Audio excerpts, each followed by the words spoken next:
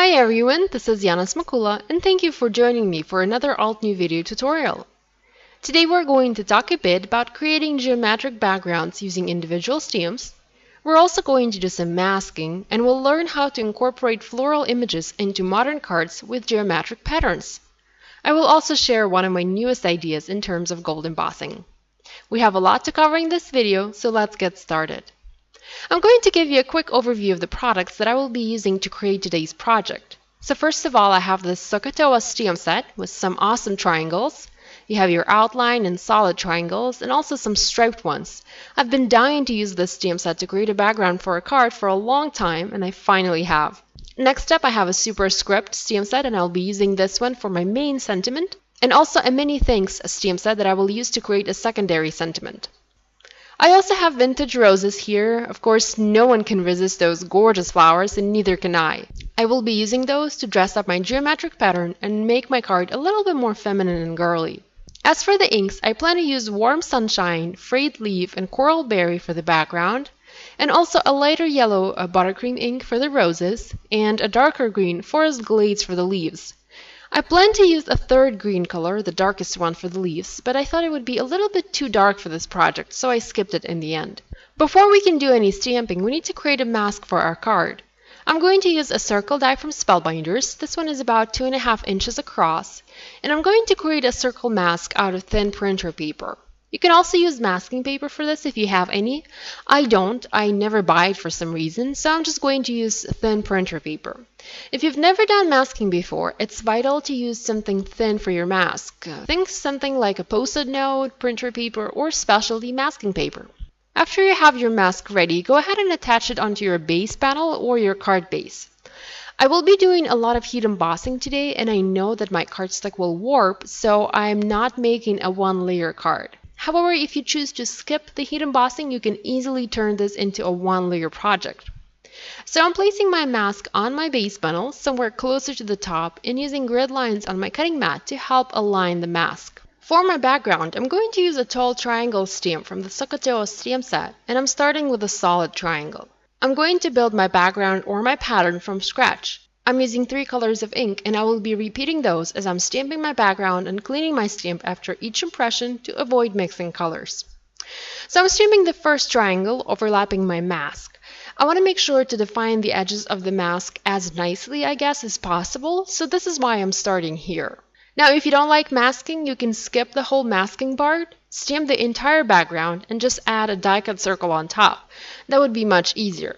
But I wanted to keep the number of layers on this card to a minimum, so this is why I masked the area in the center to avoid having to add another layer to this card.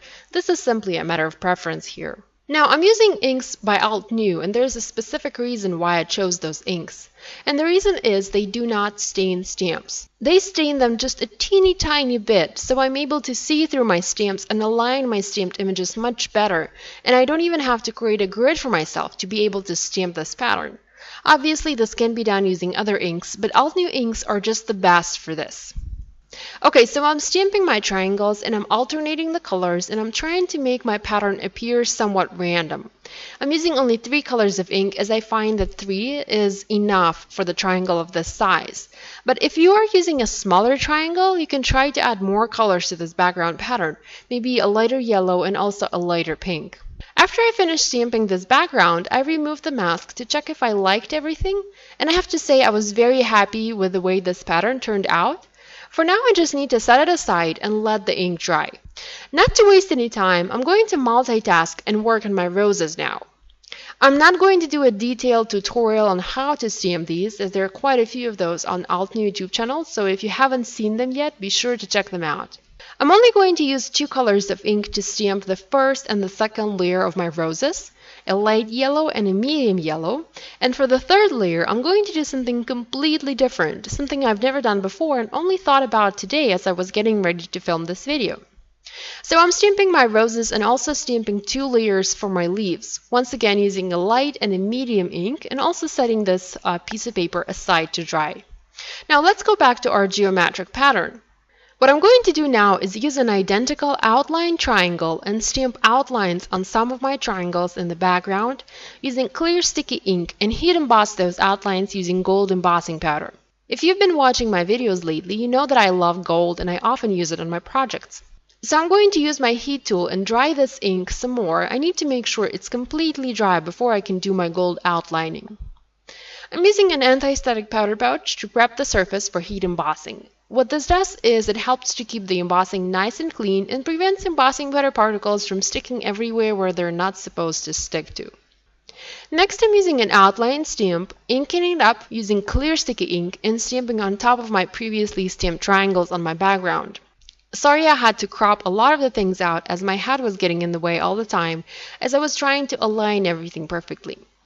So next, add your embossing powder and keep repeating stamping outlines on top of some of the triangles. You certainly do not want all the triangles to have a gold outline, just some of them.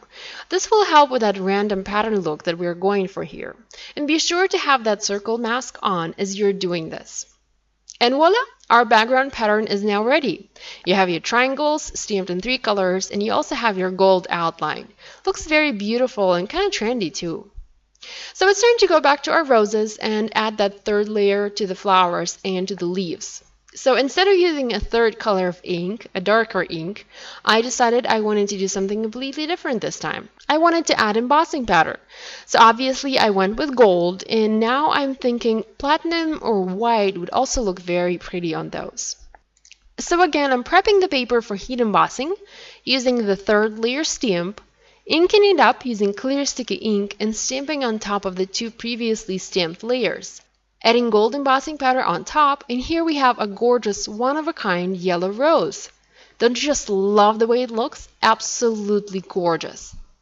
I'm going to have to make lots more cards using these roses now that I know that I can heat emboss the top layer. It just gives these flowers a whole new look.